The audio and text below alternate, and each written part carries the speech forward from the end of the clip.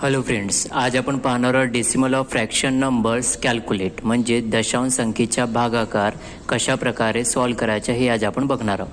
पहिल्यांदा आपण बघू न्यूमरेटरचे पॉईंट डिनॉमिनेटरपेक्षा जे जास्त असतील तर अशा वेळेस त्याचं डिवायडेशन कशा प्रकारे सॉल्व करायचं।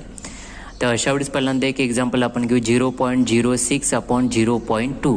त्या अगोदर आपल्याला पाहायचं न्यूमरेटरमध्ये पॉईंट नंतर किती व्हॅल्यू आली आहे 2, डिनॉमिनेटरमध्ये पॉईंट नंतर किती व्हॅल्यू आली आहे 1 आली। तर पहिल्यांदा सॉल्व करताना काय करायचं, पॉईंट हटवायचे, पॉईंट हटवल्यानंतर व्हॅल्यू किती आली 6/2। त्या 6ला आपण 2 न लागेच तर डिवायडेशन केलं, त्या आन्सर किती आलं 3 आलं।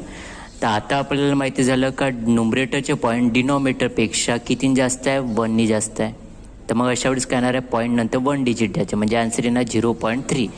समजण्यासाठी आणखीन एक एक्झाम्पल घेऊ 0.008 अपॉन 0.02। त्या अगोदर पॉईंट हटवायचे, पॉईंट हटवल्यानंतर व्हॅल्यू किती आली 8/2 म्हणजे आन्सर किती आलं 4 आन्सर आलं।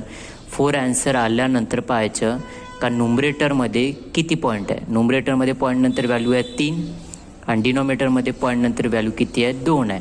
तर अशा वेळेस आपण न्यूमरेटरचे पॉईंट डिनॉमिनेटरपेक्षा किती जास्त आहे 1 जास्त आहे म्हणजे आन्सर येणार आहे 0.4। नेक्स्ट एक्झाम्पल आपण घेऊ 0.49 अपॉन 7। तर अशा वेळेस पॉईंट हटवल्यानंतर व्हॅल्यू किती आली 49/7।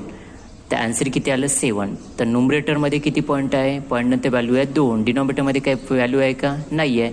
तर अशा वेळेस आन्सर आपली किती येणार 0.07 हे आपले आन्सर राहणार। एक एक्झाम्पल आणखी घेऊ समजण्यासाठी 0.0009 अपॉन 0.3। त्या अगोदर पॉईंट हटवल्यानंतर व्हॅल्यू किती आली आहे 9, खाली किती व्हॅल्यू आली आहे 3, 9ला 3 आपण डिवाइड केलं तर आन्सर किती येणार आहे 3 आन्सर आलं। तर पहिल्यांदा पाहायचं न्यूमरेटरमध्ये पॉईंट नंतर व्हॅल्यू किती येतात 4 व्हॅल्यू येऊन राहिली, डिनॉमिनेटरमध्ये पॉईंट नंतर किती व्हॅल्यू येऊन राहिली आहे 1 व्हॅल्यू येऊन राहिली आहे। याचा अर्थ न्यूमरेटरचे पॉईंट डिनॉमिनेटरपेक्षा किती जास्त आहे 3 जास्त आहे। याचा अर्थ पॉईंट नंतर 3 डिजिट आले पाहिजे, त्यामुळे आपले आन्सर राहणार 0.003।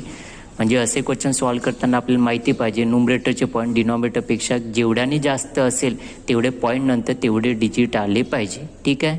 त्याच्यानंतर नेक्स्ट व्हिडिओमध्ये आपण पाहू डिनॉमिनेटरचे पॉईंट न्यूमरेटरपेक्षा जास्त असेल तर असे एक्झाम्पल कशा प्रकारे सॉल्व करायचे ते, ठीक आहे। प्रकारची शॉर्ट ट्रिक्स पाहण्यासाठी चॅनलला सबस्क्राईब व लाईक करावे। धन्यवाद।